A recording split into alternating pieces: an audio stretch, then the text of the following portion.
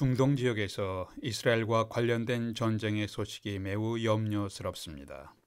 러시아와 우크라이나 전쟁도 빨리 끝나야 하지만 끝난 이후에도 후유증이 심각할 것으로 전문가들은 예상하고 있습니다. 이와 함께 이단과 사이비 종교로 인한 사회적 혼란, 지진과 홍수로 인한 막대한 피해 소식이 뉴스에서 끊이지 않고 있습니다. 사랑의 하나님께서 어찌하여 이러한 비극적 사건을 우리에게 허락하십니까? 라고 항의하는 분들이 있습니다. 성경은 주님이 이 땅에 다시 오실 때까지 세상에 전쟁과 자연재해가 없을 것이라고 말씀한 적이 한 번도 없습니다. 오히려 이러한 사건들은 이미 예언된 것들입니다. 오늘 성경 13장 8절에서 민족이 민족을, 나라가 나라를 대적하여 일어나겠고 곳곳에 지진이 있으며 기근이 있으리니 이는 재난의 시작이니라 라고 예언되어 있습니다. 재난의 시작이라는 문구를 좀 더 원문에 가깝게 잘 드러냈다고 알려진 영어 성경에서는 재난의 시작을 해산의 진통, birth pain, 또 NIV에서 그렇게 됐고 NASB에서는 birth pangs라고 번역되었습니다.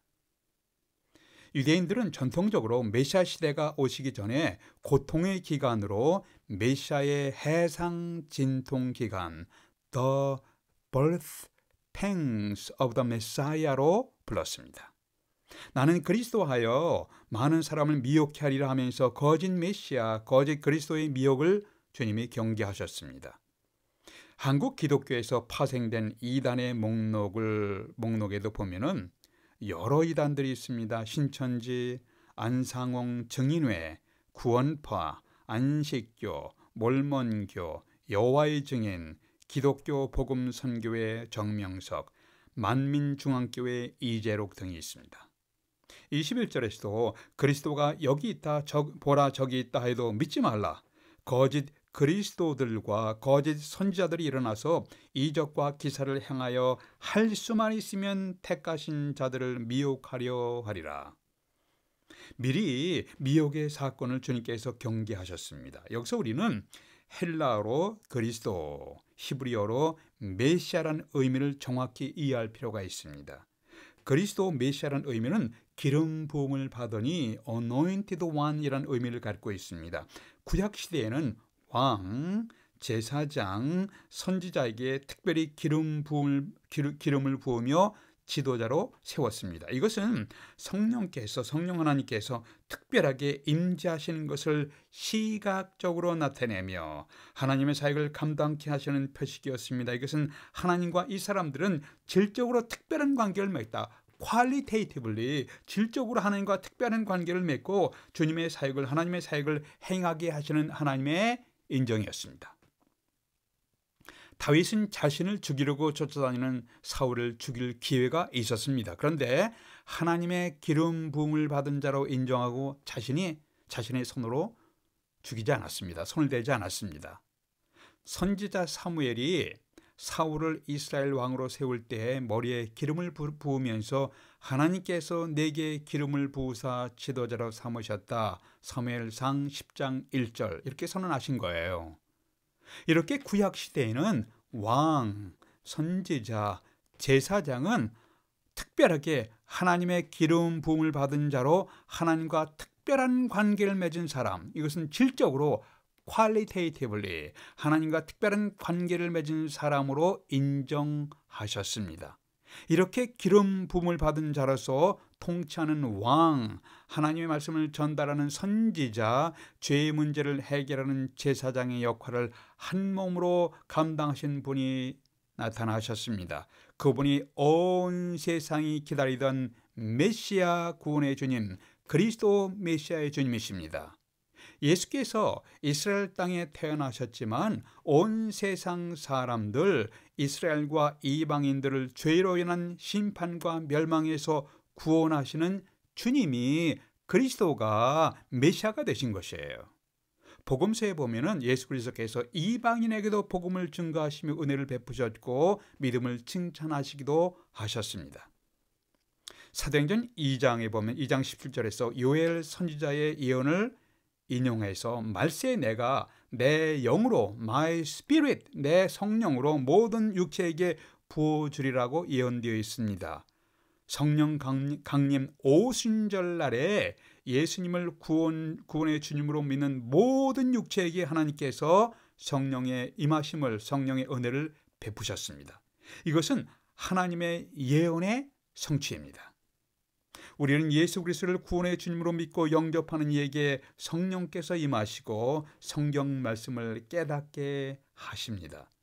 우리를 가르치는 선생님들은 하나님께 받은 은사와 기능에서 우리보다 조금 더 뛰어난 것이지 우리와 질적으로 다른 것이 아니에요. 질적으로 우리와 퀄리테이티브리 질적으로 전혀 다른 특별한 계시를 받은 사람들이 아니에요. 그래서 자신만 성령의 기름을 받거나 자신만 직통계시를 받아서 자신만 하나님의 대표자라고 주장하는 자는 구약시대로 돌아간 자입니다. 이런 자들이 거짓 선지자이며 거짓 그리스도이시며 우리를 미혹하는 자들입니다. 자신만이 선지자이며 자신만이 구원자라고 하면서 성도들을 미혹하는 사건이 계속될 것입니다. 미혹받지 않도록 조심하십시오. 예수님이 재림하시기 전에 나타날 전쟁과 기근과 지진은 산모가 아기를 낳기 위해 진통한 것과 같은 진통의 기간에, 진통의 사건에 해당됩니다.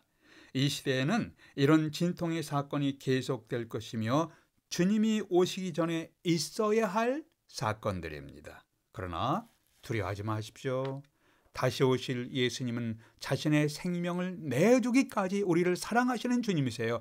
Loving Savior. 우리에게, 하나님의 백성들에게 사랑의 주님이십니다. 주의 백성들은, 주님의 백성들은 주님의 재림을 두려워할 필요가 전혀 없습니다. 그러면 현재 우리가 어떻게 살아야 합니까? 이것이 오늘 메시지의 초점입니다. 첫 번째, 복음의 진리에 믿음의 뿌리를 깊게 내리십시오. 복음의 진리에, 성경에 계시된 복음의 진리에 믿음의 뿌리를 깊이 내리십시오. 9절 보겠습니다. 사람들이 너희를 공회에 넘겨주겠고 너희를 회당에서 매질하겠으며, 말세의 특징 중 하나는 그리스도인에 대한 적대감과 핍박의 증가입니다. 13절도 보세요. 너희가 내 이름으로 말미암아 모든 사람에게 미움을 받을 것이다. 그리스도인에 대한 핍박이 있을 것을 예상하시고 미리 준비하실 것을 말씀하셨습니다. 사도행전 4장에 제자들에 대한 핍박의 기록이 있고, 사도행전 7장에서도 스데반 집사님의 순교 사건이 있었으며 8장에서도 제자들에 대한 핍박으로 계속 이어지게 됩니다. 20세기에 모택동에 의해서 중국의 모든 선교사가 추방되었고 그리스도인들은 무참하게 학살되었습니다. 나치 독일 히틀러에 의해서 마틴 니물로 목사님과 많은 그리스도인들이 핍박을 당했습니다. 아프리카의 에티오피아, 수단, 소말리아에서 교회들이 불에 타고 없어지고 목사님과 선교사님들과 여러 성도들이 피살되었다는 소식이 전해지고 있습니다. 2022년도 한 해 동안 전 세계적으로 5,621명의 기독교인이 신앙 때문에 살해되었는데 그중에 90% 정도가 북부 나이지리아인이라고 한 선교단체가 보고한 적이 있습니다. 선교학자들에 의하면 1세기에서 19세기까지를 합친 것보다 20세기에만 더 많은 그리스도인들이 순교를 당했다고 증거하고 있습니다. 1세기에서 19세기를 합친 순교자의 숫자보다 20세기, 한 세기에 더 많은 그리스도인들이 순교를 당했다는 것입니다. 20세기는 선교의 시대이며 동시에 순교의 시대입니다. 이러한 경영은 현재 21세기에도 계속되고 있습니다. 또한 성직자의 권위는 추락되고 있으며 코미디의 대상이 되는 경우도 있습니다. 그럼에도 불구하고 복음의 진리는 변하지 않으며 인간의 죄에 대한 유일한 대답은 오직 예수 그리스도의 복음입니다. 현재 우리가 누리는 이 자유와 풍성함은, 풍요함은 전적인 하나님의 은혜로 우리에게 주어진 것입니다. 우리는 하나님 나라를 위해서 어떤 업적을 냈고 무엇을 하기에 이러한 자유와 물질의 풍요함을 누릴 자격이 있다고 생각하십니까? 심각한 핍박과 고난을 받고 있는 중동과 아프리카의 그리스도인들은 우리보다 죄를 많이 지었고 충성스럽지 못하기 때문에 그렇게 순교를 당하고 고난을 당합니까? 아닙니다. 그들이 얼마나 충성스러운 헌신적인 그리스도인이십니까? 우리가 현재 누리고 있는 이 풍성함과 자유는 전적인 하나님의 은혜이며 우리가 감사해야 마땅합니다. 핍박과 함께 배교의 사건이 증거할 것입니다. 배교란 주님께 대한 신앙을 고백했던 사람이 주님과 믿음을 저버리고 떠나가는 것을 의미하고 있습니다. 현재 자신이 그리스도인이라고 고백하지만 자신의 명예나 재산에 손해가 올 경우에 주님께 대한 믿음을 버리고 미련 없이 떠나갈 사람의 숫자가 증가할 것입니다. 또한 시험에 빠지거나 거짓 선지자들에게 미혹되어 주님을 떠나가는 사람들도 있을 것입니다. 이러한 이 세상의 흐름 속에서 복음의 진리를, 성경에 계시된 복음의 진리를 굳게 잡아 믿음을 지키십시오. 우리의 영혼을 지키는 길은 성경에 계시된 진리의 말씀에 믿음의 뿌리를 깊이 내리는 것입니다. 저지 뮬러는 이런 말씀을 하신 적이 있습니다. 우리의 영적 생활의 활기는 우리의 생각이나 우리의 생활이 성경에 사로잡혀 있는 정도에 정비례할 것이다. 다시 하겠습니다. 우리의 영적 생활의 활기는 우리의 생각이나 생활이 성경에 사로잡혀 있는 정도에 정비례할 것이다. 여러분, 성경 말씀을 더욱 가까이 하면서 성경에 계시된 복음의 진리에 여러분의 믿음의 뿌리를 깊이 내리시도록 기도하십시오. 두 번째, 복음사에게 적극 동참하십시오. 현재 우리가 21세기 어떻게 살아야 합니까? 재림의 징조들을 보면서 어떻게 살아야 합니까? 첫 번째는 진리의 복음의 믿음의 뿌리를 깊이 내리십시오. 두 번째는 복음의 사에게 적극 할 수 있는 대로 여건대로 복음의 사에게 적극 동참하십시오. 10절 보겠습니다. 10절에 보니까 또 복음이 먼저 만국에 전파되어야 할 것이니라. 교회 성직자들이 비웃음과 조롱의 대상이 되고 그리스도인에 대한 핍박과 적대감이 증가되면서 믿음에서 떠나가는 사람들도 증가될 것입니다. 그런 중에 충성스러운 성도들에 의해서 그리스도의 복음은 계속해서 퍼져 나갈 것입니다. 동일한 예수님의 재림에 대해서 재림의 징조에 대해서 증거하고 있는 마태복음 24장 14절은 이렇게 기록하고 있습니다. 이 천국 복음이 모든 민족에게 증언되기 위하여 온 세상에 전파되리니 그제야 끝이 오리라. 모든 민족에게 증언되기 위하여 전파되리니 그제야 끝이 오리라. 천국 복음이 모든 민족에게 전파되어야 세상 끝이 오게 되며 주님이 재림하신다고 생각하는 사람들이 일부 있습니다. 주님의 재림의 전제 조건은 모든 민족에게 복음이 전파되는 것이고 우리가 그 전제 조건을 충족하기 위하여 모든 민족에게 복음을 전파하라고 격려하는 사람들이 있습니다.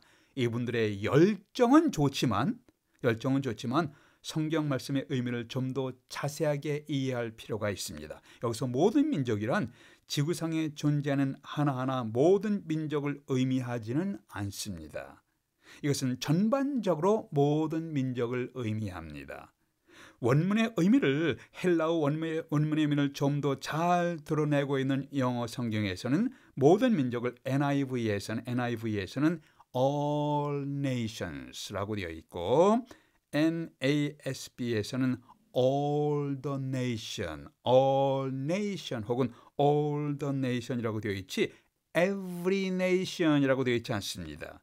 every nation이라고 하면 예외 없이 모든 민족 하나하나에게 적용됨을 의미합니다. 그러나 오늘 성경에서는 모든 민족 혹은 만국을 의미할 때 all nations 혹은 all the nations라고 되어 있습니다. 이것은 전반적인 모든 민족을 의미하고 있습니다. 지금은 온 세계가 전반적으로 거의 모든 민족이 복음을 들을 수 있고 들었던 세대입니다. 빌그램 전도대회와 같은 복음 집회가 열리면은 미국, 아프리카, 유럽과 아시아에서 라디오와 요즘에는 셀레폰과 텔레비전을 통해서 동시에 보고 들을 수 있는 시대에 우리가 살고 있습니다. 한국에서 세계 복음화를 위한 로잔 대회가 열렸는데 전 세계 사람들이 시청할 수 있는 시대입니다. 한국에서 열리는 로잔 세계 복음화 대회를 전 세계 사람들이 TV를 통해서, 라디오를 통해서, 셀레폰을 통해서 시청할 수 있는 시대에 여러분과 제가 살고 있습니다. 이 시대에 주님은 어느 때에 오실 수 있는 여건이 이미 되어 있습니다. 이러한 중에 주님의 복음은 충성스러운 증인들에 의해서 계속해서 전파되고 있습니다. 이 시대에 주어진 삶의 터전에서 복음의 증인으로 살아가는 삶이 가치 있는 삶입니다. 의미 있는 삶입니다.